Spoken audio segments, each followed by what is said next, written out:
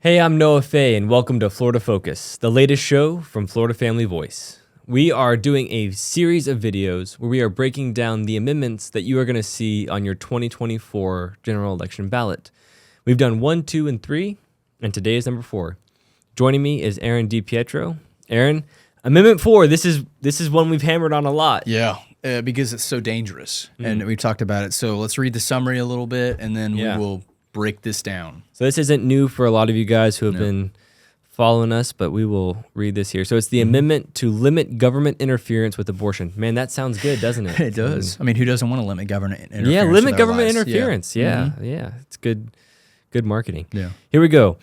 No law shall prohibit, penalize, delay, or restrict abortion before viability or when necessary to protect the patient's health, as determined by the patient's healthcare provider. That's important.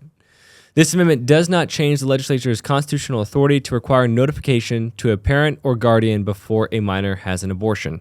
That's also important.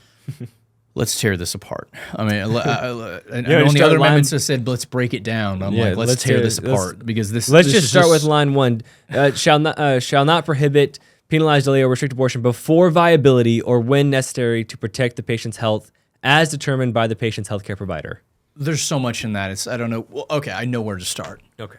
By the fact of what you read on the ballot summary, or in terms of that you'll see on the ballot, the summary is so short. It almost mirrors exactly all the language that is going to go into our Florida state constitution.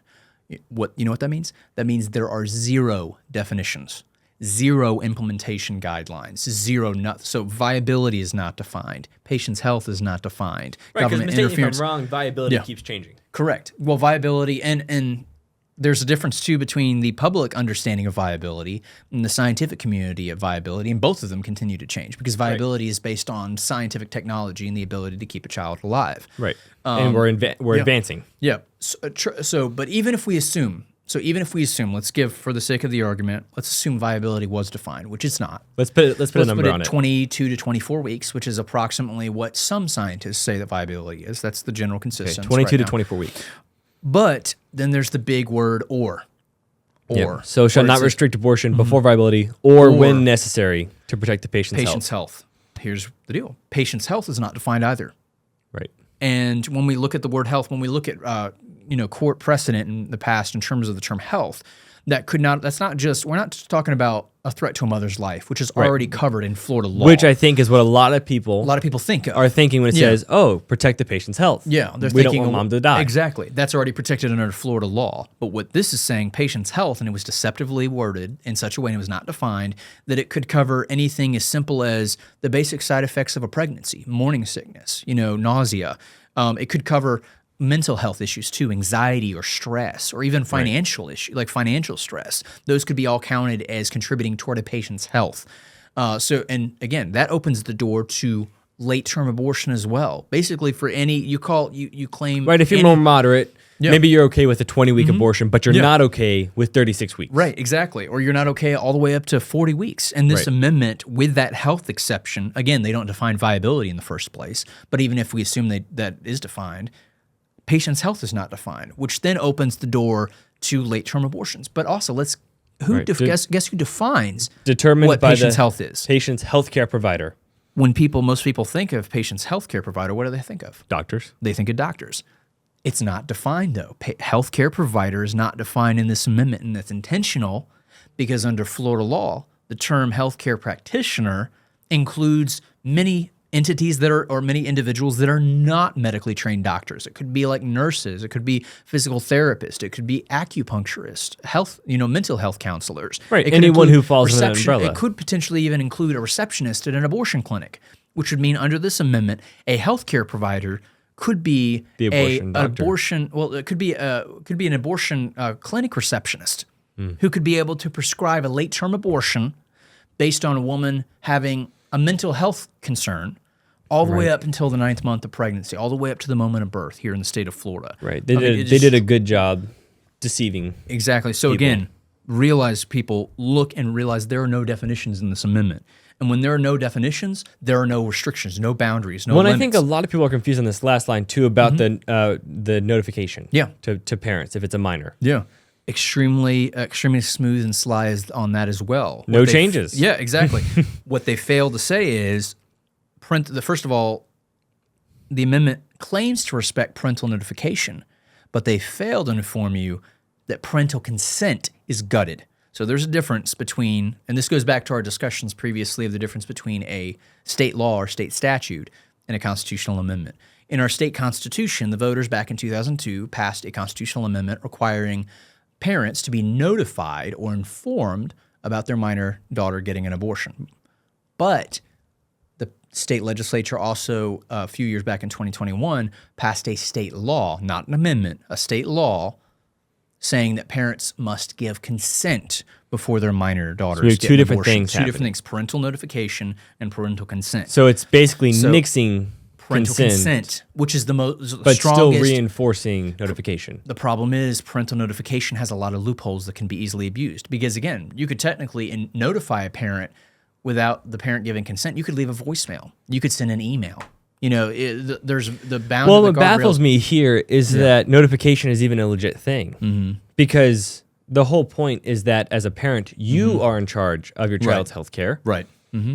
And so getting notified, I mean, this goes back to, schools transitioning children basically socially and all the way up. I think some states, I don't want to speak out of turn here, where it's like, I think some states are even helping, schools are helping children medically transition. And so, I mean, this is a dangerous thing to say that now parents are having their rights as parents taken away from them in this. So basically it would create under this amendment, abortion would be the only surgical procedure or any medically related procedure that no parent would be able to give. Basically, any minor could get an abortion without parental consent. Like a school can't give an aspirin to a child. I was going to say, I remember having to go consent. get my tonsils out, and that was a whole thing, all the paperwork we had to sign. Exactly. In the state of Florida, you as a parent would have to sign off before your child got an aspirin, but they could get an abortion without your consent. In the state of Florida, just absolute. And then on top of that, just when you look at the term, no law shall prohibit, penalize, delay, or restrict abortion. That is, I don't think we realize how broad that is. A lot of people here in the state of Florida, they think, oh, we've got a pro-life governor and a pro-life legislature. If this passes, they'll just be able to pass a bill to fix it. No, they will not. A constitutional amendment cannot be changed or altered or amended by the legislature or the governor trying to pass a law. They're powerless to stop anything. And I'll even bring up another serious reality too.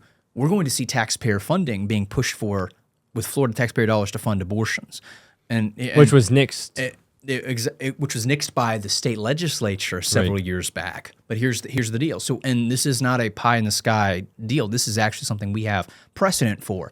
Michigan, about 2 years ago in 2022, Michigan, the voters in Michigan passed a abortion amendment very similar to this that included the phraseology of that no law shall delay an abortion or restrict an abortion. The ACLU, radical leftist organization pushing late-term abortion across the nation, they sued in Michigan court to say that phrase, delay abortion, that taxpayer restrictions or state restrictions on taxpayer funding for abortion delayed and restricted access for certain individuals with lower incomes to get abortion. So therefore, that was basically prohibitions on taxpayer funding for abortion violated this new constitutional amendment, which has almost the exact same language in this section as the Florida amendment does. So we can guarantee, and guess what? The ACLU... Someone's going to be making that argument here. The ACLU was the one that wrote the Michigan amendment. They're the ones that wrote the Florida amendment as well. So once this amendment passes, you can guarantee, you can bet your bottom dollar, they're going to be suing in Florida court to force Florida taxpayers to pay for abortions as well. And again, I think Florida voters need to realize just how extreme and how crazy this is. Again, even if you identify as pro-choice and you're okay with